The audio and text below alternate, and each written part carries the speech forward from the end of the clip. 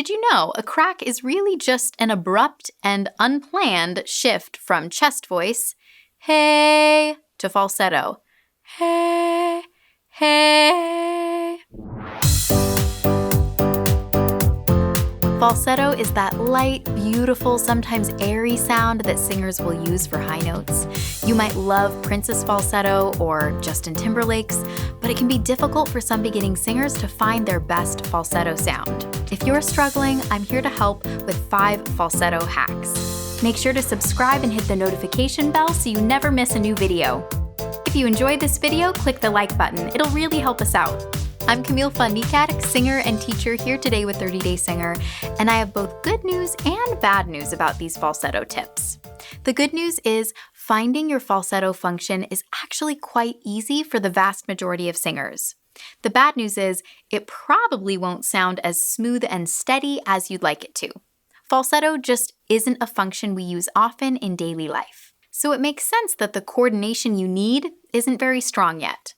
I'm going to share these 5 tips with you and then wrap it up with some bonus advice to achieve the smoothness and the consistency you're looking for. First up, a cuckoo clock sound. Cuckoo, cuckoo. The oo vowel and the light, hollow sound of a cuckoo clock is so helpful here. You're creating space in your throat and you're counteracting the tendency to squeeze or to strain, which often happens when we go for high notes or we get stressed about sounding good. Try this sound and don't even think of it as singing. You're just making noise. But if you can make a cuckoo clock sound, you can sing in falsetto. Cuckoo, hoo. Next, the owl hoot. Hoo, hoo.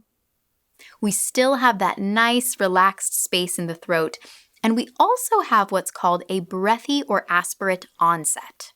That means our airflow precedes our vocal fold vibration. If that sounded confusing, feel it for yourself by slowly saying the word high, lingering on the H. High. High. Could you feel that the H sound, or the airflow, started before you made sound involving vocal fold vibration?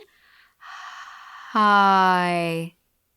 This is a good way to both find your falsetto function and incorporate more air into your sound if that's what you're going for. My third hack is an excited, high-pitched woohoo or wee. Try those out. Woohoo! Wee! One benefit is that, again, our focus is on making sound, not necessarily sustaining that sound like we do when we're really singing. But that's intentional. The function is the same, and when we're less concerned with sounding good or singing well, we often relax enough to actually sound good and sing well. These sounds can also be a little bit stronger than the cuckoo clock or the owl hoot if you're going for more of a Frankie Valli falsetto sound. My fourth hack is to experiment with a dopey character voice like Patrick Star from SpongeBob. Hi, SpongeBob. Patrick is not the goal, but he can help us get there. Dopey sounds are created with a low larynx, and it's much easier to find your head voice or falsetto function when your larynx is low. It might feel a little bit weird. You're going to be a high-pitched Patrick Star. Hi, SpongeBob. A low larynx prevents you from squeezing, shouting, and straining for high notes. And again, Patrick is not the end point because once you've broken the habit of squeezing for high notes, you have more flexibility with your larynx position and intensity of sound. But if you're just starting out, spend time with exercises like a really dopey mum mum mum mum mum mum mum or a gee gee gee gee gee gee gee. And my last tool for you today is an intentional voice crack. Hey, hey. Singers are so afraid of cracking, but did you know a crack is really just an abrupt and unplanned shift from chest voice, hey, to falsetto, hey, hey. Singers play with this flip all of the time, and it can sound great when it's intentional.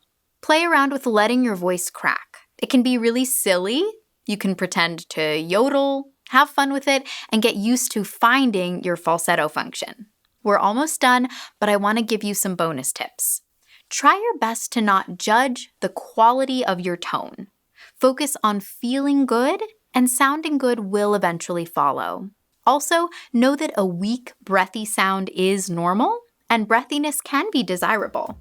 Commit to spending at least a few minutes each day playing with this falsetto sound, and I promise it'll be worth it.